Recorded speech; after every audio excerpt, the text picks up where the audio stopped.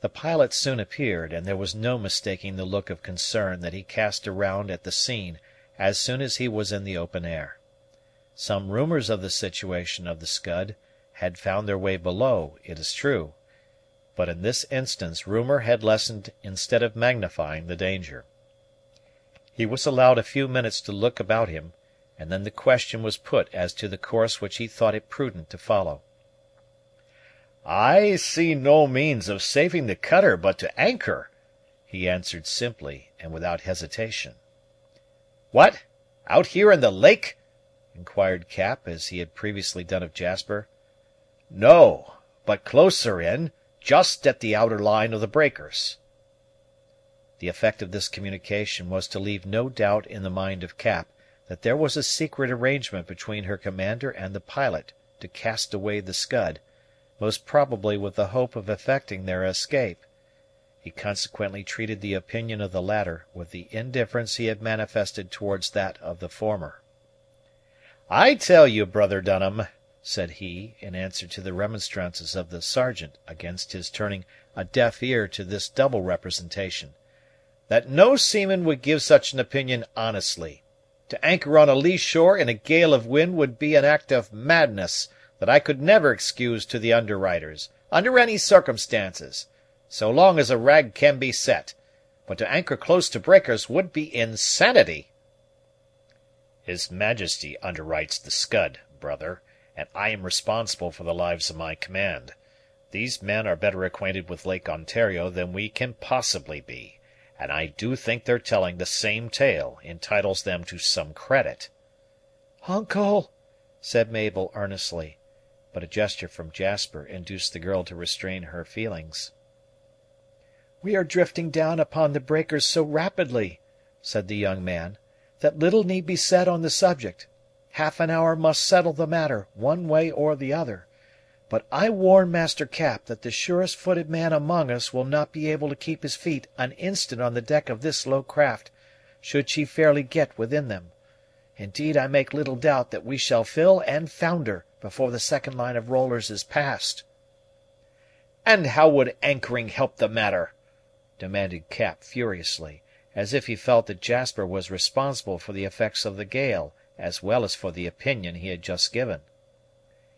"It would at least do no harm," Eau douce mildly replied. "By bringing the cutter head to sea we should lessen her drift, and even if we dragged through the breakers, it would be with the least possible danger. I hope, Master Cap, you will allow the pilot and myself to prepare for anchoring, since the precaution may do good, and can do no harm."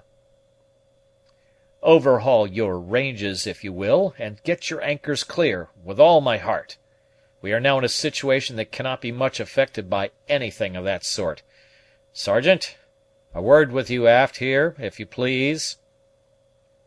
Cap led his brother-in-law out of earshot, and then, with more of human feeling in his voice and manner than he was apt to exhibit, he opened his heart on the subject of their real situation. "This is a melancholy affair for poor Mabel," said he, blowing his nose, and speaking with a slight tremor.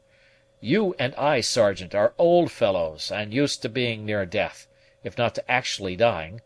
Our trades fit us for such scenes, but poor Mabel! She is an affectionate and kind-hearted girl, and I had hoped to see her comfortably settled, and a mother, before my time came.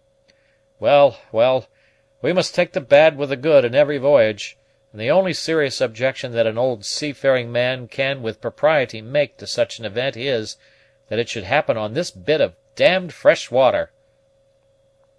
Sergeant Dunham was a brave man, and had shown his spirit in scenes that looked much more appalling than this, but on all such occasions he had been able to act his part against his foes, while here he was pressed upon by an enemy whom he had no means of resisting. For himself he cared far less than for his daughter, feeling some of that self-reliance which seldom deserts a man of firmness who is in vigorous health, and who has been accustomed to personal exertions in moments of jeopardy. But as respects Mabel he saw no means of escape, and, with a father's fondness, he had once determined that, if either was doomed to perish, he and his daughter must perish together. "Do you think this must come to pass?"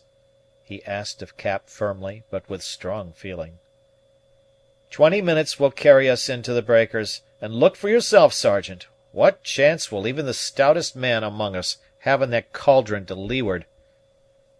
The prospect was, indeed, little calculated to encourage hope. By this time the Scud was within a mile of the shore, on which the gale was blowing at right angles, with a violence that forbade the idea of showing any additional canvas with a view to claw off. The small portion of the mainsail actually set, and which merely served to keep the head of the Scud so near the wind as to prevent the waves from breaking over her, quivered under the gusts, as if at each moment the stout threads which held the complicated fabric together were about to be torn asunder. The drizzle had ceased, but the air, for 100 feet above the surface of the lake, was filled with dazzling spray, which had an appearance not unlike that of a brilliant mist, while above all the sun was shining gloriously in a cloudless sky. Jasper had noted the omen, and had foretold that it announced a speedy termination to the gale, though the next hour or two must decide their fate. Between the cutter and the shore the view was still more wild and appalling. The breakers extended nearly half a mile, while the water within their line was white with foam.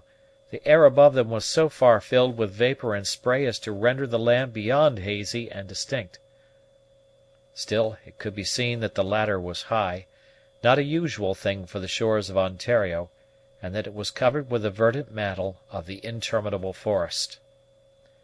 While the Sergeant and Cap were gazing at this scene in silence, Jasper and his people were actively engaged on the forecastle. No sooner had the young man received permission to resume his old employment than, appealing to some of the soldiers for aid, he mustered 5 or 6 assistants, and set about in earnest the performance of a duty which had been too long delayed. On these narrow waters, anchors are never stowed inboard, or cables that are intended for service unbent, and Jasper was saved much of the labor that would have been necessary in a vessel at sea.